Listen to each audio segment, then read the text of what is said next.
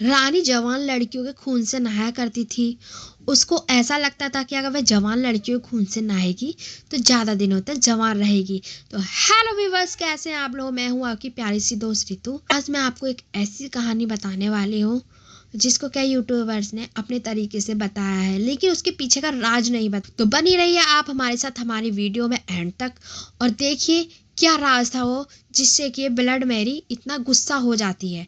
तो चलिए देरी न करते हुए वीडियो शुरू करते हैं। तो इंग्लैंड की राजगद्दी साल 1509 से लेकर 1547 तक हेनरी के हाथों में थी। हेनरी की कई पत्नियां थी और एलिजाबेथ और मैरी नाम की 2 बेटियां भी थी।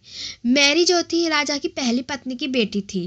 राजा हेनरी को मैरी ज़्यादा पसंद नहीं थी, इसलिए उसके साथ हेनरी बहुत बुरा व्यवहार करता था। मैरी महल के नौकरों के साथ महल का काम करती थी। अगर मैरी कुछ कह भी दे तो राजा उसकी कोई बात नहीं सुनता था, इग्नोर कर देता था। सन 1547 में जब राजा हेनरी की मौत हो गई, तब प्रजा की इच्छा के अनुसार 16वीं शताब्दी के दौरान हेनरी की पहली बेटी मैरी को इंग्लैंड की राजगद्दी दे दी गई। मतलब कि वो इंग्लैंड की रानी बन गई। उस समय इंग्लैंड के हालात बहुत बुरे थे, क्योंकि इंग्लैंड के कैथोलिक और प्रोटेस्टेंट इन 2 धर्मों के बीच में बहुत ही ज़्यादा लड़ाइयाँ हो रही थी। उस समय दोनों धर्मों के लोग ऐसी जंग में लगे हुए थे कि जिसका कोई अता पता ही नहीं था। लेकिन रानी मैरी चाहती थी कि पूरे देश में केवल एक ही धर्म रहे, लेकिन लोगों ने मानने से इनकार कर दिया। इससे रानी ने नाराज होकर उनकी बात न मानने वालों को मौत के घाट उतार दिया, मतलब मौत की सजा दे दी रानी मैरी ने। तो रानी मैरी की इस क्रूरता की वजह से इंग्लैंड के लोग मैरी से नफरत करने लगे। ऐसा भी कहा जाता है कि मैरी कुंवारी जवान लड़कियों के खून से नहाया करती थी।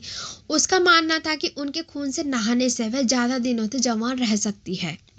कुछ सालों के बाद रानी मैरी ने शादी कर ली और कुछ समय बाद इंग्लैंड में खबर आई कि रानी मैरी प्रेग्नेंट है और जल्द ही उनके राज्य को उनका नया राजा भी मिल जाएगा।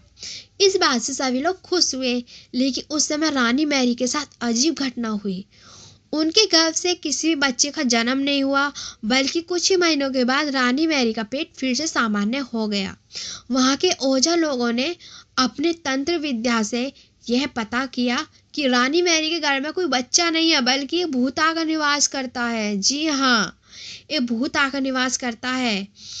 तो कुछ समय के बाद फिर रानी मैरी के घर में वही भूत आकर रहने लगा और वह फिर गर्भवती हो गई। इस बार भी रानी का कोई बच्चा नहीं हुआ, फिर पहले की तरह वो सामान्य हो गई और इस घटना के कुछ दिनों के बाद ही रानी मैरी की मृत्यु हो गई। इसके बाद मैरी की छोटी बहन एलिजाबेथ इंग्लैंड की रानी बन गई। रानी मैरी की क्रूरता की वजह से इंग्लैंड के लोग उसे एक निर्दयी औरत मानते थे। वही जब उसके घर में बच्चे की जगह एक भूत का निवास होने लगा, तो लोगों ने उसे श्रापित नाम दे दिया। इसी वजह से उसे लोगों ने ब्लड मैरी का नाम दे दिया और यही वजह थी कि ब्लड मैरी इतनी खतरनाक बन गई मरने के बाद, क्योंकि उसके कोई बच्चा नहीं हुआ। ऊपर से लोग उसे नफरत करने लगे। तो इसलिए ये एक स्लोगन बना दिया गया था, blood Mary I stole your child. तो इसलिए बोलते हैं कि अगर आप रात के 12 बजे ये आप शीशे के सामने करें, एक कैंडल लेके, जलती हुई कैंडल लेके, तो ऐसा कहा जाता है कि ब्लड मैरी आ जाती है। ये क्या सच है क्या झूठ है ये तो पता नहीं, लेकिन दोस्तों जो भी इसके पीछे का राज था, जो भी फैक्ट था, वो मैंने आप लोगों को बता दिया है। अगर आपको वीडियो पसंद आए तो वीडियो को लाइक करें, कमेंट करें और हमारे चैनल को सब्सक्राइब करें। Thank you so much for watching this video.